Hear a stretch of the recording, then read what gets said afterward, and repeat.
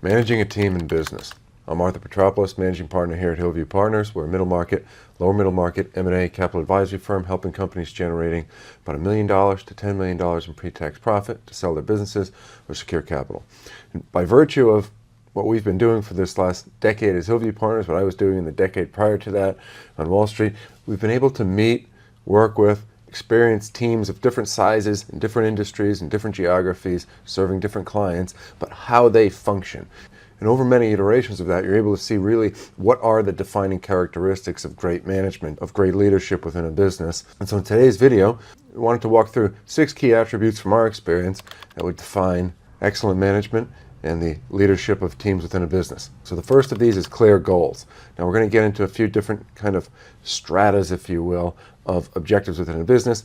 Goals, we say, is how would you define what a successful year is? So in our business, we'd say the goal is to close more than X deals in a year. In a different business, it might be to sell certain products, to hit certain revenue marks. Whatever the target is, we would say a clearly defined goal for that intermediate term of, say, a year helps really kind of set a peg, if you will, from which the rest of the framework of management can be built around. The next is what is the clear thesis? And so if you have an objective, we found that employees respond very well to a thesis around the objective. So if you have a clear goal, we find that teams respond very well to a thesis. So the idea being, for instance, in our business, we sell 1 to 10 million EBITDA businesses that are owned primarily by entrepreneurs, by families, by small groups of investors, because historically it's been a very underserved market, and focus needs to be not only on the fundamentals of businesses, but access and capabilities in order to optimize the terms of either the exit of a business or the securing of capital. Right? That is the thesis. So if we said our goal for the year is to close X amount of deals,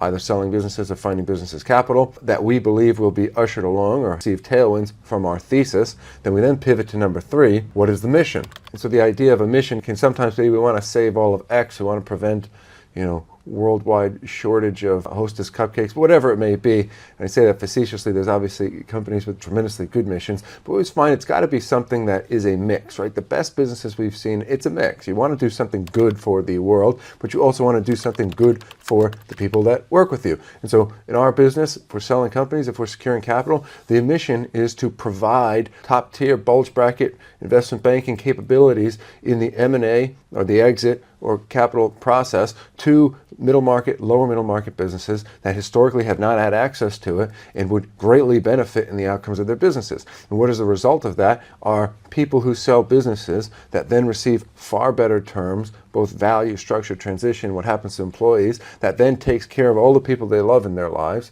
but with the flip side of them being extremely happy with the services that our firm provided, and then going and telling all of their friends, and then bringing us more business, which then makes the families that work and run our business happier. And so the mission of a business does not always have to be stopping the sun from being hot or saving a particular type of rare bug. It can just be putting bread on the table for lots of people's families, both clients and our business.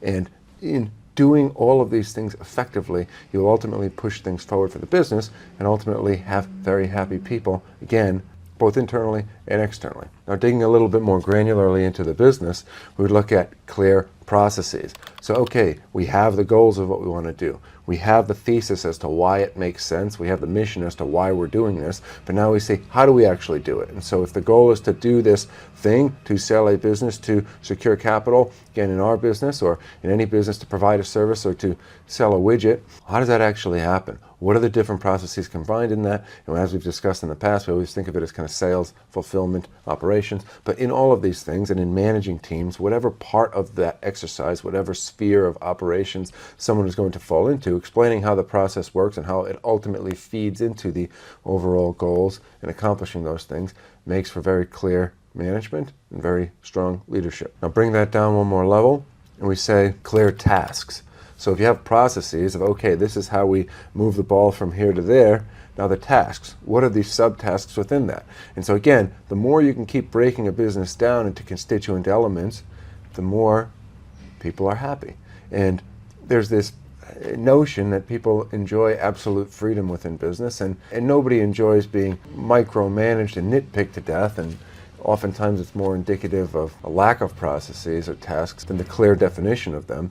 But in business we say break down the processes that accomplish the goals into constituent tasks. And so if there's a baking sheet for each of the components of, okay, when we want to market a company, we put these materials together, we structure this kind of an outreach, we do this level of research, we create the data room this way, right? If each one of these things is broken down into a series of tasks, it becomes very followable by people. And what you'll find is that as people do things more iterative, that's when they come up with ideas of, hey, maybe we could improve it this way, maybe we could improve it that way. And so the clear delineation of tasks does not limit or constrain creativity, but it actually fosters it, because then someone has the baseline understanding that they're doing something the right way, they build a confidence in doing it the right way, and then they feel that they can take a step out beyond that to actually enhance some of these things and discuss those ideas and bring them forward. And so clear tasks are important. Lastly, in the core, kind of an interconnected element to all of these variables we've talked about, is clear communications. So managing a team, you always want to create a forum by which people can voice their opinions. Now this is not to be confused with you're going to follow everyone's opinion. You know, the idea of what is a camel? It's a horse drawn by committee, right? Certain decisions have to be consolidated in a certain amount of people, and sometimes a singular person, to ensure that the process actually happens. But that does not mean that other people's opinions are not heard or contribute to the ultimate decision made by whoever that decision maker or decision makers are. So in our business, we've always had the policy that we want to know everyone's opinion, and we have certain check-in points that we're discussing with every person that's on the team as to what do you think about this, what do you think about that, how do you think we can improve this, what do you think's working, what do you think's not working. And again, some of them are going to result in a particular action or a change or a modification or an enhancement or an evolution, but really every single idea, thought, it's continuing to, and I know we used the analogy in prior videos, continue to kind of rub the snowball and mold the business thereafter. And so there has to be a forum for that type of communication. There has to be the knowledge or the openness that there can be. But there has to be the leadership and strength in leadership to say thank you for your opinions.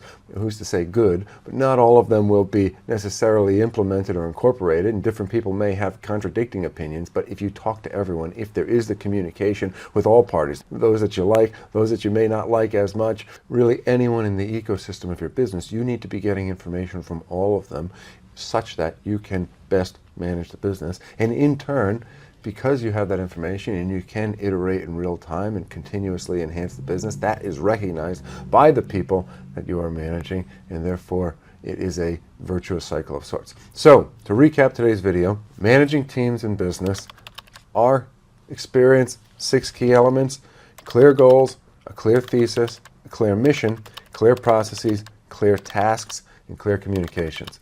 Now, what is the recurring theme? Obviously, you can hear from all of the subtitles. It is clarity. There is no value in waffling, oscillating, wondering. It's not to say those things don't happen. Do it in private and then communicate clearly. Strength can be felt, weakness can be felt. People are extremely perceptive, agnostic of what level within the business that they're in, and therefore being able to have these characteristics and incorporate all of them with maximum clarity. We found from our experience, from the hundreds of businesses that we've worked with that have had wonderful management, to the business that we are building as well, clarity is key. So that's a thought for today. Hope the week's getting off to a good start for everyone. God bless, keep pushing forward. See everyone next time.